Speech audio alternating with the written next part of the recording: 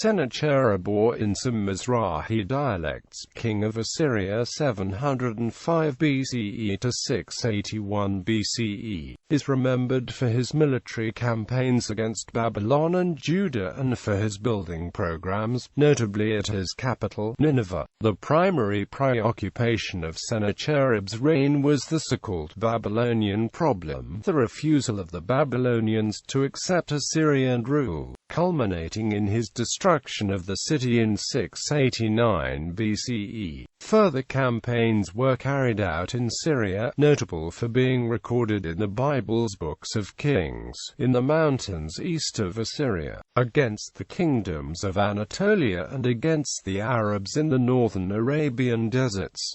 Sennacherib was also a notable builder. It was under him that Assyrian art reached its peak. His building projects included the beautification of Nineveh, a canal 50 kilometers long to bring water to the city, and the palace without rival, which included what may have been the prototype of the legendary Hanging Gardens of Babylon. Sennacherib was assassinated in obscure circumstances in 681 BCE, apparently by his eldest son. In Babylon, his death was seen as divine punishment for the destruction of that city. Background: the Neo-Assyrian Empire, 911–612 BCE. Assyria began as a Bronze Age city-state, a small kingdom on the Middle Tigris. The kingdom collapsed at the end of the Bronze Age, but was reconstituted at the beginning of the Iron Age, and under Tiglath-Pileser III and his sons Shalmaneser-V and Sargon II, Assyria extended its rule over Mesopotamia, Anatolia and Syria-Palestine, making its capital Nineveh one of the richest cities of the ancient world. The empire's rise aroused the fear and hatred of its neighbors, notably Babylon, Elam and Egypt, and the many smaller kingdoms of the region such as Judah. Any perceived weakness on the part of Assyria led inevitably to rebellion, particularly by the Babylonians. Solving the so-called Babylonian Problem was Sennacherib's primary preoccupation. The Babylonian Problem. Sennacherib's grandfather Tiglath-Pileser III had made himself king of Babylon, creating a dual monarchy in which the Babylonians retained a nominal independence. This arrangement was never accepted by powerful local leaders, particularly an important tribal chief named Marduk-Pla-Iddina. Marduk-Pla-Iddina paid tribute to Tiglath-Pileser, but when Tiglath-Pileser's successor Shalmaneser-V was overthrown by Sargon II, he seized the opportunity to crown himself king of Babylon. The next 30 years saw a repeating pattern of Assyrian reconquest and renewed rebellion. Sargon dealt with the Babylonian problem by cultivating the Babylonians. Sennacherib took a radically different approach, and there is little sign that he cared about Babylonian popular opinion or took part in the ceremonial duties expected of a Babylonian king, notably the New Year ritual. His relations, instead, were predominantly military, and culminated in his complete destruction of Babylon in 689 BCE. He destroyed the temples and the images of the gods, except for that of Marduk, the creator god and divine patron of Babylon, which he took to Assyria. This caused consternation in Assyria itself, where Babylon and its gods were held in high esteem. Sennacherib attempted to justify his actions to his own countrymen through a campaign of religious propaganda. Among the elements of this campaign, he commissioned a myth in which Marduk was put on trial before Ashur, the god of Assyria. The text is fragmentary, but it seems Marduk is found guilty of some grave offense. He described his defeat of the Babylonian rebels in language of the Babylonian creation myth, identifying Babylon with the evil demon goddess Tiamat and himself with Marduk. Ashur replaced Marduk in the New Year festival, and in the temple of the festival he placed a symbolic pile of rubble from Babylon. In Babylon itself, Sennacherib's answer to the Babylonian problem sparked an intense hatred that would eventually lead to a war for independence and the destruction of Assyria. Accession and military campaigns. Accession. Sennacherib was probably not the firstborn son of Sargon II, but he was groomed for royal succession and entrusted with administrative duties from an early age. Sargon died in battle, and ancient sources give 3 different years for Sennacherib's first reign: year 705 BCE, 704 BCE, and 703 BCE, suggesting that the succession was not smooth. The transition sparked uprisings in Syria-Palestine, where the Egyptians incited rebellion, and more seriously in Babylon, where Marduk-Apla-Iddina II assumed the throne and assembled a large army of Chaldeans, Arameans, Arabs and Elamites. Military campaigns in Mesopotamia, Syria, Israel, and Judah. Sennacherib's first campaign began late in 703 BCE against Marduk-Apla-Iddina, who had once more taken the throne of Babylon. The rebellion was defeated, Marduk-Apla-Iddina fled, and Babylon was taken and the palace plundered, although the citizens were not harmed. A puppet king named Babylonian was placed on the throne, and for the next 2 years Babylon was left in peace. In 7001 BCE, Sennacherib turned from Babylonia to the western part of the empire, where Hezekiah of Judah, incited by Egypt and Marduk-Apla-Iddina, had renounced Assyrian allegiance. The rebellion involved various small states in the area. Sidon and Ashkelon were taken by force, and a string of other cities and states, including Byblos, Ashdod, Ammon, Moab and Edom, then paid tribute without resistance.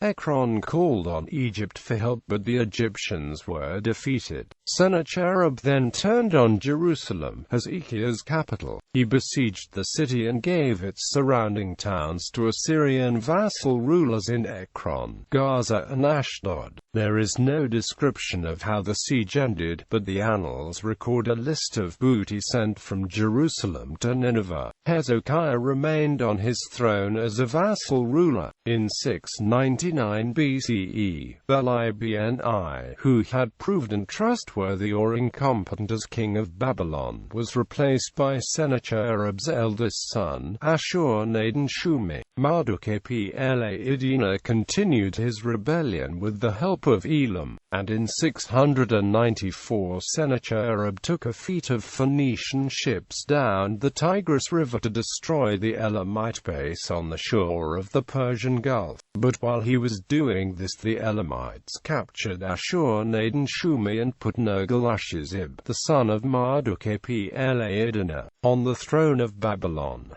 Nergal-ushezib was captured in 693 BCE and taken to Nineveh, and Sennacherib attacked Elam again. The Elamite king fled to the mountains, and Sennacherib plundered his kingdom. But when he withdrew, the Elamites returned to Babylon and put another rebel leader, Marduk, on the Babylonian throne. Babylon eventually fell to the Assyrians in 689 BCE after a lengthy siege, and Sennacherib put an end to the Babylonian problem by utterly destroying the city and even the mound on which it stood by diverting the water of the surrounding canals over the site. Minor campaigns. Sennacherib conducted minor campaigns on his borders, but without significantly adding to the empire. In 702 BCE and from 699 BCE until 697 BCE, he made several campaigns in the mountains east of Assyria, on one of which he received tribute from the Medes. In 696 BCE and 695 BCE, BCE, he sent expeditions into Anatolia, where several vassals had rebelled following the death of Sargon. Around 690 BCE, he campaigned in the northern Arabian deserts, conquering Dumat al-Jandil, where the Queen of the Arabs had taken refuge. Administration and building projects. The Assyrian Empire was divided into provinces, each provincial governor being responsible for matters such as the maintenance of roads and public buildings, and for the implementation of administrative policy. One major element of the policy was the massive deportation and redistribution of populations, which aimed to punish, prevent rebellion, and repopulate depopulated areas in order to maintain food production in the empire. As many as 4.5 million people may have been moved between 745 BCE and 612 BCE, and Sennacherib alone could have been responsible for displacing 470,000 people. Sennacherib made Nineveh a truly magnificent city. He laid out new streets and squares and built within it the famous palace without a rival, the plan of which has been mostly recovered and has overall dimensions of about 503 by 242 meters. It comprised at least 80 rooms, many of which were lined with sculpture. A large number of cuneiform tablets were found in the palace. The solid foundation was made out of limestone blocks and mud bricks. It was 22 meters tall. In total, the foundation is made of roughly 2,680,000 cubic meters of brick. The walls on top, made out of mud brick, were an additional 20 meters tall. Some of the principal doorways were flanked by colossal stone or figures weighing up to 30,000 kilograms. They included many winged lions or bulls with a man's head. These were transported 50 kilometers from quarries at Balatai, and they had to be lifted up 20 meters once they arrived at the site, presumably by a ram. There are also 3,000 meters of stone panels carved in bas-relief that include pictorial records documenting every construction step, including carving the statues and transporting them on a barge. One picture shows 44 men towing a colossal statue. The carving shows 3 men directing the operation while standing on the colossus. Once the statues arrived at their destination, the final carving was done. Most of the statues weigh between 9,000 and 27,000 kilograms. The stone carvings in the walls include many battle scenes, impalings, and scenes showing Sennacherib's men parading the spoils of war before him. He also bragged about his conquests. He wrote of Babylon, its inhabitants, young and old, I did not spare, and with the corpses I filled the streets of the city. Quote. He later wrote about a battle in Lachish, and Hezekiah of Judah who had not submitted to my yoke. Him I shut up in Jerusalem, his royal city, like a caged bird. Earthworks I threw up against him, and anyone coming out of his city gate I made pay for his crime. His cities which I had plundered I had cut off from his land.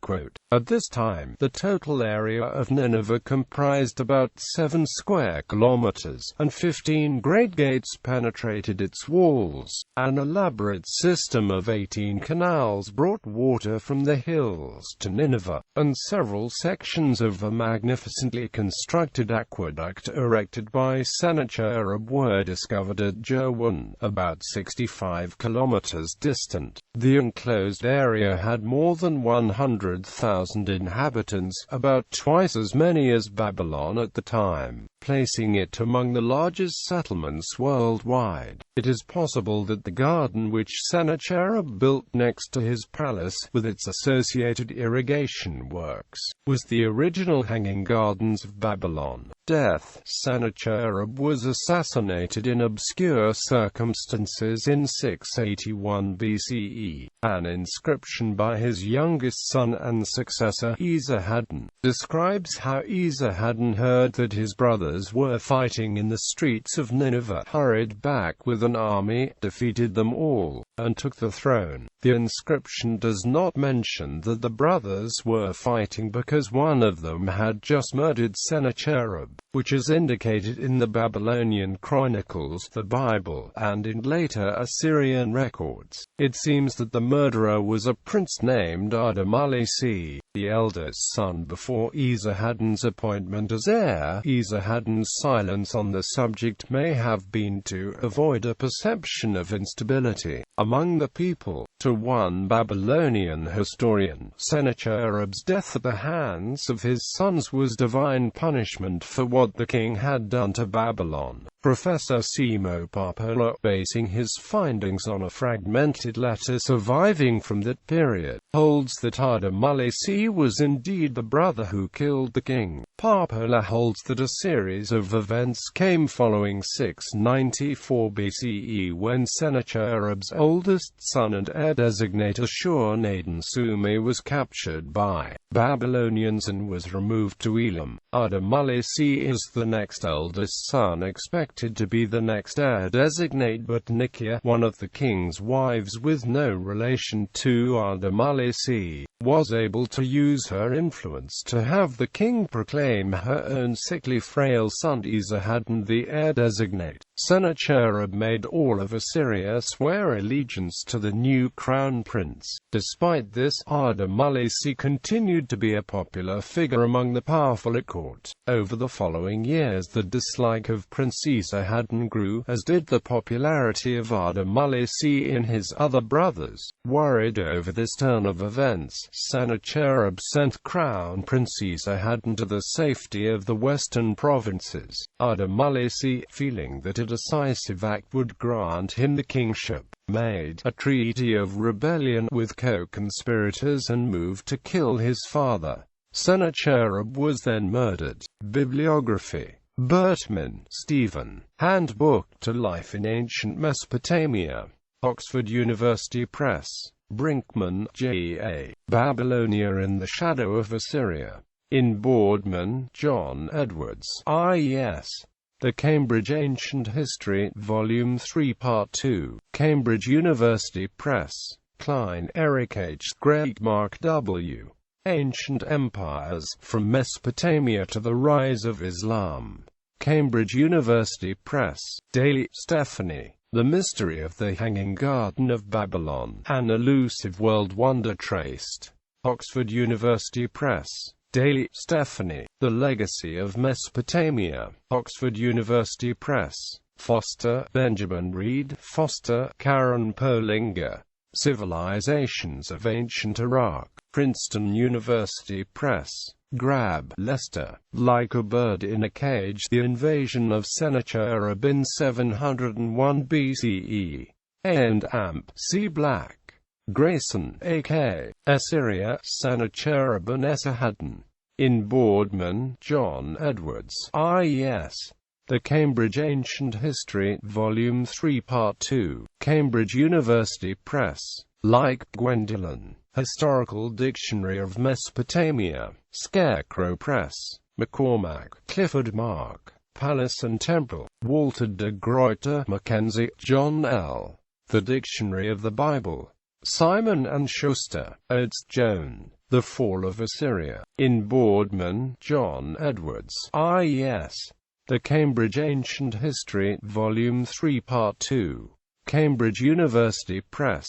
Porter, Barbara Nevling. Images, Power, and Politics.